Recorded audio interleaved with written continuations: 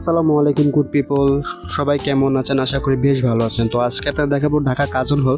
তো ঢাকা কাজন হল দেখানোর শেষ মুহূর্তে যখন আসবো তো সেটাকে এইখানকার শেষ করেই যাব হচ্ছে ঢাকা চারুকলা ইনস্টিটিউটে। তো এটা শেষ করে যখন চারুকলা ইনস্টিটিউট ঢুকার মুহূর্তে যখন ছোটো ছোটো ক্যাম্পাসগুলো দেখছিলাম এতটা ভালো লেগেছে। আর যে বট গাছটা দেখছেন এটা কিন্তু খুব উল্লেখযোগ্য একটা বট গাছ। আর জায়গাটা দেখুন কতটা সুন্দর এবং নিরিবিলি, বেশ অসাধারণ লেগেছে। আর ঢোকার মুহূর্তে যখন দেখলাম ছেলে মেয়ে সবাই মিলে ছবি আর্ট করছে, এই যে দেখুন আর্টগুলো কতটা সুন্দর।